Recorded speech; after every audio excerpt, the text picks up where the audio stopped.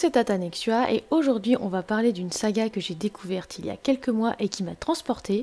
J'ai nommé Tuatha de Jeanne Malisa aux éditions Livresque Éditions. Déjà, Tuatha, c'est quoi? Évitez de confondre Tuatha, T-H-U-A-T-A, et Tuatha avec le H un petit peu décalé. Même s'il y a un truc que révélera peut-être l'autrice, mais ce n'est pas le sujet. Tuatha, c'est une saga qui se divise en saisons. Donc nous avons saison 1, tome 1, la salamandre et le félin. Et également le tome 2 de la saison 1, le Sturlunga. Je vous laisse profiter des sublimes couvertures qui sont l'œuvre de Thibaut Bennett. Je vais dès à présent vous lire le résumé du tome 1 de la saison 1. Suite au décès de son grand-père, Anaïs de Malincourt, jeune libraire parisienne, va se retrouver malgré elle, entraînée dans une aventure inattendue. Ian McKelloch, l'aîné d'une dynastie écossaise, va se voir chargé d'une enquête à laquelle son grand-père lui demande, au-delà de la mort, de se consacrer. Les concours de circonstances feront se rencontrer les deux jeunes gens qui n'auront pas d'autre choix que d'obéir à leurs aïeux et se lancer à la poursuite d'une mystérieuse pierre d'étoile que les McKelloch appellent le Sturlunga. Vous voyez le lien avec le bouquin 2. Entre légende, aventure, mystère et érotisme, Anaïs et Ian vont vivre avant tout l'histoire de leur destinée. Ça paraît intéressant, hein, et encore, vous n'avez rien vu. J'ai demandé à l'autrice de me raconter la genèse de Tuatha. Pour information, la genèse, c'est l'origine, la façon dont une chose, un homme, une idée s'est formée, créée, est née, s'est produite. Donc, quelle était la genèse de Tuatha? Il était une fois. Alors que Jeanne Malisa n'avait jamais écrit quoi que ce soit auparavant, elle a eu une subite envie, presque irrépressible, d'écrire un roman dans lequel elle mélangerait tous les genres. Historique, contemporain, romance, aventure, ésotérisme, érotisme, fantastique et pas mal d'autres. Tout ce qu'elle aimait lire. Donc en 2012, oui, ça commence un peu à faire, hein, elle est partie du postulat suivant. Elle voulait que son héroïne soit française parce qu'elle en avait un peu ras-le-bol de voir des écrits, même chez les auteurs français, qui ne concernaient que des personnages américains ou britanniques. Bon, à l'exception faite hein, que son petit Highlander est écossais, j'en dirai pas plus, hein, mais Ian est en Écosse. Avec son histoire, ses légendes et les kilts. Mais bon, c'est les kilts. Hein. Nous avons donc la Parisienne avec l'Highlander. Bien, une histoire entre ces deux-là, d'accord. Oui, mais laquelle? Parce qu'une histoire d'amour, non, trop peu pour elle, et puis je l'aurais certainement pas eu dans mes préférés en plus. Donc comment vont-ils se rencontrer? Pourquoi? Que va-t-il leur arriver? Quelle est l'histoire d'Anaïs de Malincourt? Elle a fait remonter sa famille à François Ier parce qu'elle adore cette époque de Renaissance. Ses amis, où vit-elle? Et Ian McKelloch, dans tout ça, c'est pareil, les mêmes questions se posent à son sujet. Elle a eu ce cheminement-là durant à peu près 3 ans. Elle s'est documentée sur l'Écosse, sur les périodes historiques communes à la France et à ce pays, elle a mis ses propres connaissances au clair, et petit à petit, l'idée de faire une histoire à tiroir s'est imposée. Elle a créé des fiches pour tout, la bio des persos, principaux et secondaires, hein, ça va de soi, les arbres généalogiques, les décors, parce que Tuatha n'existe pas en vrai, qu'il fallait l'imaginer, la librairie, la brasserie, les bureaux de la WMK, on n'arrive pas plus non plus, les fiches géographiques, la rue du Cherche-Midi à Paris, Édimbourg, Agen, Montorgueil, Oslo, Italie, Montauban, Aubigny-sur-Ner, bref, énormément de recherches. Les périodes historiques également, les personnages fictifs et réels, les techniques scientifiques, liées surtout aux météorites, aux chutes de cheveux, l'émeraude, l'eau forte, les virus, les fameux tiroirs, une fiche pour chaque objet à trouver. Oui, il va y avoir des objets à trouver, je ne vous en dirai pas plus. Et une fois qu'elle a bien possédé son sujet, elle a écrit un plan, même si parfois elle bifurquait un peu sur le bas-côté, elle s'y est toujours tenue. Car sinon, pour elle, elle n'aurait jamais terminé son histoire. C'est un petit peu le côté de l'écrivain architecte. Elle a fini de l'écrire en 2015. La première version de Tuatha s'intitulait « La salamandre, le félin et le Sturlunga ». Oui, pour ceux qui ont suivi, c'est-à-dire, ça fait ces 2 bouquins réunis. Soit près de 1200 pages. Par culot, elle l'a mise en ligne sur le site Atramenta et sur un forum de lecture, Boulevard des Passions. Quand elle a eu des retours extrêmement positifs, et que certaines lectrices l'ont même encouragée à l'envoyer en ME, elle les a écoutés. Elle remercie d'ailleurs Solisbook et Bookinet pour cela. Elle l'envoyait à des grandes ME, et malheureusement, elles ont dit non. Et puis un jour, quelqu'un lui a dit « Il y a une nouvelle et toute jeune ME qui cherche des textes. Envoie le tien, t'as rien à perdre. » Quelques semaines plus tard, Dreamcatcher l'appelait et souhaitait la publier. Elle ne remerciera d'ailleurs jamais assez Vanessa pour lui avoir donné cette opportunité. La Salamandre a été divisée en deux pour devenir La Parisienne et le tome 1 est paru en 2016 et le tome 2 en 2017. La suite aurait dû être éditée en 2018 mais hélas, l'AME a fermé. Heureusement pour elle, les éditions Livresque ont accepté de recommencer l'aventure et la saga Tuatha est née.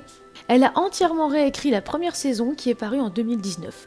La saison 2, tome 1, paraîtra le 22 octobre de l'année 2019 et le tome 2 en avril 2020.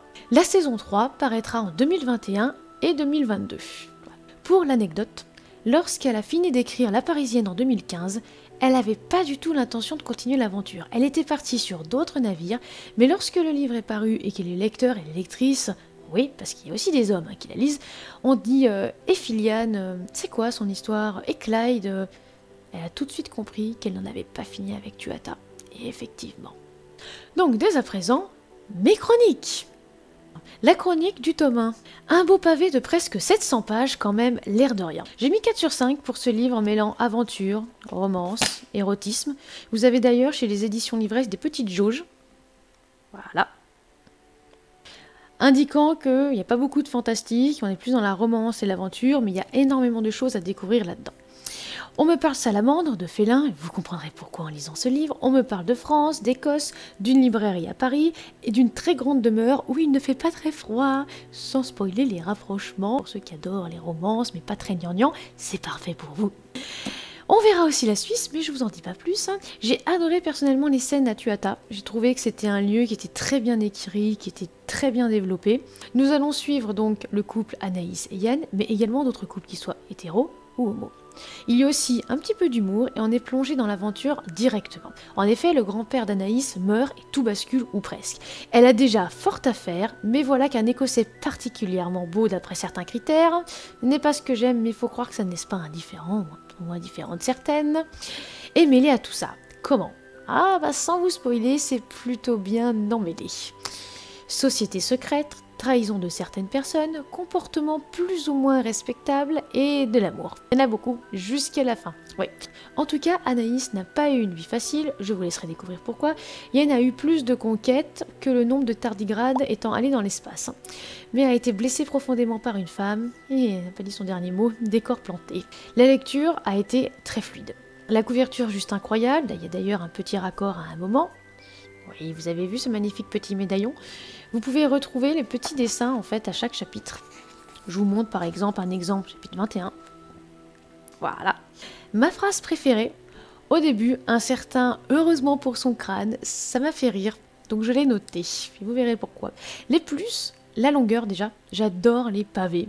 L'aventure qui débute très vite. On n'attend pas pendant 107 ans à savoir quand est-ce qu'on va commencer l'intrigue. Non, c'est parfait. Les lieux qui sont notés en début de chapitre. J'aime bien ces repères. Ça fait un peu comme quand on est dans des séries où on a le nom qui apparaît en italique en dessous. On voit tout de suite en fait où on est et le décor est planté. Les chapitres s'enchaînent assez bien. La lecture fluide. Les personnages principaux très accrocheurs. Et ensuite, les points négatifs. Il y a parfois certains clichés qui m'ont dérangé, mais en même temps, apparemment je ne viens pas de ce système solaire, donc il y a certaines choses que j'ai laissé un petit peu passer. On jure beaucoup dedans. Au bout d'un moment, quand c'est par parcimonie, ça va. Quand c'est beaucoup, ça peut vite être lourd. La scène de fin, qui m'a retourné l'estomac, je voyais pas ça comme ça, et j'ai trouvé ça un peu dur aussi. Pour retrouver ma chronique intégrale, vous l'avez bien sûr sur ma page Facebook. Et maintenant la chronique sur le tome 2 de la saison 1. Je rappelle, le Sturionag. Par ailleurs, dans cet ouvrage, il est inclus le dernier avant le premier, nouvelle préquelle de la saison 1 de Tuatha. Pour cet ouvrage, c'est la note de 4,3 sur 5. Il fait 620 pages, donc ça suit le tome 1 parfaitement. Passons au résumé. Après avoir visionné un DVD, vous comprendrez en lisant le tome 1, démontrant qu'Anaïs n'était pas celle qu'il croyait, Yen est devenu fou. Avec des mots durs et des actes d'une violence inouïe, il lui a ordonné de sortir de sa vie. Dévastée, la jeune femme rentre seule à Paris. Or, le ZBB est toujours là et risque d'étendre ses tentacules que seul le Sturionag peut détruire. Entre mensonges, trahisons et faux semblants, le dernier tome de la saison 1, centré sur Anaïs et Yen, ne vous laissera aucun répit. Nous retrouverons toujours les jauges, exactement identiques au tome 1. Et nous retrouvons nos personnages encore plus développés, un univers encore plus riche et des rebondissements qui sont toujours appréciables. Le premier, c'était aventure, romance, érotisme, il y avait des mystères à découvrir, des petits objets à trouver, il y avait ce bel Highlander. Là, aventure, ouais, on check. Romance, on check aussi. Érotisme, aussi. Des révélations et des rebondissements en plus, que demander de mieux.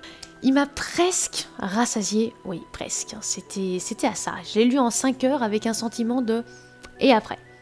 Alors oui, je sais, la saison 2 arrive, hein, et après, sur Anaïs et Yann, bah, j'aurais bien aimé en avoir un peu plus, quoi. Mais il y a un bel effort pour maintenir leur épopée, ou devrais-je dire leurs épopées au pluriel, je dis bravo. On retrouve toujours nos petits dessins en haut à droite des pages, voilà, fait par le graphiste Thibaut Bennett. Alors, qu'est-ce qui se passe dans cet ouvrage?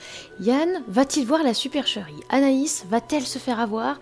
Et Alessandro, qu'est-ce qu'il va faire pour Carlotta? Sturionag, ça nous réserve quoi? Si je vous dis une belle traque, vous pensez à quoi?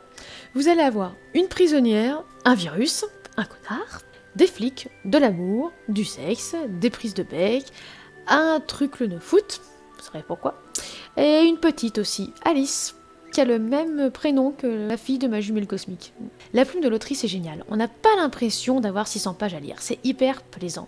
Les chapitres s'enchaînent rapidement jusqu'à la fin, même plus rapidement que le tome 1. On a envie d'aller plus loin et de savoir ce qu'il nous réserve. J'ai hâte de lire la saison 2, le tome 1, surtout parce que ça parlait à King. Les passages préférés. J'ai décidé de ne pas vous en donner dans le tome 1 pour un petit peu garder la surprise quand même, mais j'aimerais quand même en lire un dans le tome 2 qui m'a particulièrement plu. C'est à la page 245.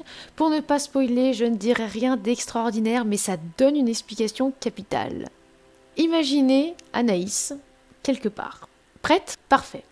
Il était une fois une maman qui mit au monde des jumeaux. Et j'arrête là. Sadique, hein? Et vous verrez pourquoi. Dans les points positifs de ce tome, la longueur. J'apprécie beaucoup. Les 620 pages passent très bien, c'est génial. La plume de l'autrice. Parfaite, fluide, sans accroc, j'adore. Yann, parce que je le trouve beaucoup plus développé là pour le coup que le tome 1 et qu'on apprend vachement plus à l'apprécier. Sans trop spoiler, je dirais la pierre, tout ce qui tourne autour. La liste, les notes, les interrogations, on est plongé avec eux en fait. Ce n'est pas qu'un couple, il y a une famille derrière, il y a des amis, il y a un tavernier, il y a toute une histoire qui se passe. Autre point positif, le vocabulaire, les références, la culture. Dans tout Tuatha, quand vous allez lire, il y a une culture qui en ressort et un enrichissement incroyable. Bon, je vais sûrement radoter, mais l'autrice réussit à transmettre une culture, la vie parisienne, des goûts, et j'admire ça en fait. À chaque fois que vous allez lire une référence en bas de page, vous allez apprendre quelque chose. Et moi, je trouve ça génial. Vous êtes obligé d'être en admiration en fait. Moi qui déteste Paris, et croyez-moi, ça partait pas gagnant, j'ai réussi à apprécier en fait la capitale. Ensuite, parce que Tuatha! Oui, ça, je me calme, mais c'est vrai que cet ouvrage m'a énormément plu. J'ai ressenti quelque chose à la lecture, je me suis tout de suite projetée dans cet univers, je me suis sentie hyper bien en fait, ça coulait de source. Et comme c'est dur de ne rien dire sans dévoiler l'intrigue, disons que vous allez avoir des rebondissements, des choses imprévisibles, en mode « Alessandro va forcément faire ça, et là, et non !» Alessandro, pourquoi? Et puis Filiane, je le sens, comment dire, vivement la saison 2 en fait. Il y a malheureusement aussi quelques points négatifs. Anaïs, décidément, je ne sais pas, mais j'ai eu un profond problème avec elle dans ce tome. Pourtant, je l'aime bien, même si dans le tome 1 c'était encore un peu bancal. J'essayais de m'attacher à elle, ça allait. Autant dans le 2, là je suis définitivement... j'ai du mal. Autant Yen ça va, autant elle j'ai du mal. Les parallèles un peu faciles qu'on retrouve dans certaines romances. Ils font croire ça à l'un, puis à l'autre. C'est elle qui est toujours en danger. Ça peut pas être Yen? Non, c'est toujours elle. Ça, oui, ça m'a un peu dérangé. Puis j'aurais voulu une torture sur elle. Oui, je vais pas non plus vous lâcher le morceau, Et puis, petit personnel sur la fin, je sais que je n'ai pas trop aimé une certaine scène, mais il y a des lecteurs et des lectrices qui adorent, donc je pouvais pas non plus retirer les points. En termes d'objectivité et en mode guimauve que j'étais, oui, pas de souci, ce passage-là, il a les points. En bref, si vous appréciez l'aventure, un petit peu de fantastique, l'érotisme, le couple Yen-Anaïs découvert dans le tome 1 saison 1, que le visage du mâle sur la couverture vous parle, foncez, vous allez adorer. Je rappelle que le prochain ouvrage de Jeanne Malisa va bientôt sortir, le tome 1 de la saison 2 de Tuata. Ça va parler à King, je sens que je vais adorer ça. En attendant, on se dit à dimanche prochain pour une autre chronique. Je ne vous dis pas encore qui, ce sera la surprise. Et soignez votre plume!